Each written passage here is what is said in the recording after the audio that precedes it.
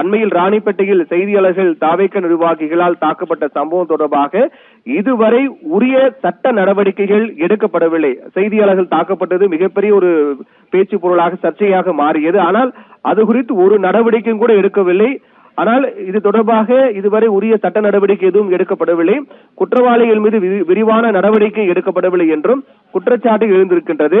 ஆனால் எதிர்க்கட்சியினர் கருத்து தெரிவித்தவுடன் உடனடியாக கைது நடவடிக்கைகள் மேற்கொள்ளப்படுவது சட்டத்தின் சமநிலையான அமலாக்கம் குறித்து கேள்விகளை எழுப்புகிறது என்று பிரேமலதா விஜயகாந்த் குறிப்பிட்டிருக்கிறார். நாளை சட்டப்பேரவை பட்ஜெட் கூட்டத்தொடர் தொடங்க உள்ள இந்த முக்கியமான ஒரு நேரத்தில் ஒரு பொதுக்கூட்டத்தில் கருத்து தெரிவித்ததாக கூறி எதிர்க்கட்சி தலைவரை கைது செய்வது ஜனநாயக உணர்வுக்கும் அரசியல் நாகரிகத்துக்கும் பொருந்தாத செயலாகும் என்றும், எனவே ஜனநாயக மரபுகளையும் கருத்து சுதந்திரத்தையும் மதித்து அரசியல் கருத்து வேறுபாடுகளை கைது நடவடிக்கைகள் மூலமாக கையாளும் போக்கை அரசு கைவிட வேண்டும்.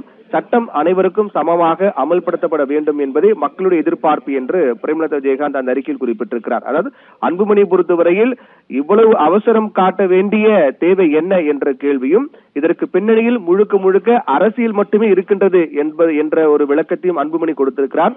அதே போன்று பிரேமலதா விஜயகாந்தும் செய்தியாளர்கள் ராணிப்பேட்டையில் செய்தியாளர்கள் கடுமையாக தாக்கப்பட்ட போது அதற்கு குரல் கொடுக்காத தாவேக அரசு, அதை பற்றி பேசாத முதலமைச்சர் விஜய், அது குறித்து உரிய நடவடிக்கை எடுக்காத முதலமைச்சர், இத்தகைய சம்பவத்தின் போது எதிர்க்கட்சி தலைவரை கைது செய்து கொண்டும் ஏன் இவ்வளவு அவசரம் வேகம் காட்டுகிறார் என்ற கேள்வியும் பிரேமலதா விஜயகாந்த் முன்வைத்திருக்கிறார்.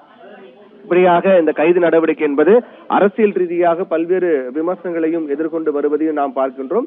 இது 9 பிரிவின் கீழ் தஞ்சை காவல் நிலைய போலீசார் வழக்கு பதிவு செய்திருப்பதையும் பார்க்கின்றோம். 9 பிரிவின் கீழ் இந்த போலீசார் வழக்கு பதிவு செய்திருக்கிறார்கள். முதல் தகவல் அறிக்கை என்பது அது வெளியாக 9 பிரிவின் கீழ், அதாவது பாரதிய நியாய சங்கீதா BNS 2023 என்ற அடிப்படையில் பிரிவு 196, 192, அதே போன்று 61, 251, 2, 4, 67 உள்ளிட்ட 9 பிரிவின் கீழ் போலீசார் வழக்கு பதிவு செய்திருக்கிறார்கள். விசாரணைக்காக தஞ்சை அழைத்து செல்லப்படுகிறார் எதிர்க்கட்சி தலைவர் உதயநிதி ஸ்டாலின். இதில் மிக முக்கியமாக மற்றொரு மிக முக்கியமான விடயம் என்னவென்றால், ஏற்கனவே உதயநிதி ஸ்டாலினுடைய நீலாங்கரை இல்லத்தில் இருந்த போது அவர் கைது செய்ய போலீசார் முற்படும் போது அங்கு அதிக அளவில் போலீசார் குவிக்கப்பட்டார்கள். அப்போது கைது செய்வதற்கான வாய்ப்பு இருப்பதாக கருதி நீதிமன்றத்தை நாடியது திமுகவுடைய மூத்த வழக்கறிஞர் ஹசன் முகமது ஜின்னா சென்னை உயர்நீதிமன்றத்தில் ஒரு மனு தாக்கல் செய்திருந்தார். இந்த சம்பவம் தொடர்பாக உதயநிதி ஸ்டாலின் கைது செய்ய தடை விதிக்க வேண்டும் என்று கோரி அந்த மனு தாக்கல் செய்யப்பட்டிருந்தது. அப்போது அந்த மனு தாக்கல் நீதிபதி இளந்திரையன் முன்பாக வந்த போது மனு தாக்கல் செய்யுங்கள், விசாரிக்கின்றேன் என்று நீதிபதி இளந்திரையன் தெரிவித்திருந்தார். அப்போது மனு தாக்கல் செய்து விசாரிக்கும் வரை, அதாவது 12 மணி வரை உதயநிதி ஸ்டாலினை கைது செய்யக்கூடாது. பிஃபோர் லஞ்ச் என்ற, அதாவது மதிய உணவு இடைவெளிக்கு முன்பாக இந்த மனு விசாரணைக்கு எடுத்துக் கொள்ளப்படும் என்றால் 12 மணி அளவில் அது விசாரணைக்கு வர வாய்ப்பு இருக்கின்றது. அப்போது விசாரணைக்கு வர வாய்ப்பு இருக்கக்கூடிய நிலையில் அதுவரை கைது நடவடிக்கை மேற்கொள்ள கூடாது என்று நீதிமன்றமே தெரிவித்துவிட்டது. 12 மணி வரை கைது நடவடிக்கை கூடாது என்று நீதிமன்றம் தெரிவித்த பின்னரும் கூட போலீசார் கைது செய்திருக்கிறார்கள். இது நீதிமன்றத்தில் எந்த விதமான தாக்கத்தை ஏற்படுத்த போகிறது என்பதும் பொறுத்துதான் பார்க்க வேண்டும். நீதிபதி இளந்திரையன் பொறுத்து பிஃபோர் லஞ்ச் என்ற, அதாவது மதிய உணவு இடைவெளிக்கு முன்பாக இது விசாரணைக்கு எடுத்துக் கொள்ளப்படும், அதுவரை கைது நடவடிக்கை கூடாது என்று நீதிபதி இளந்திரையன் தெரிவித்திருந்தார். அதையும் தாண்டி போலீசார் உதயநிதி ஸ்டாலினை கைது செய்திருக்கிறார்கள். இப்போது நீதிமன்றத்தில் அது மனுவாக விசாரணைக்கு வரும்போது திமுக தங்கள் தரப்பில் ஒரு வாதமாக இது முன்வைப்பார்கள்.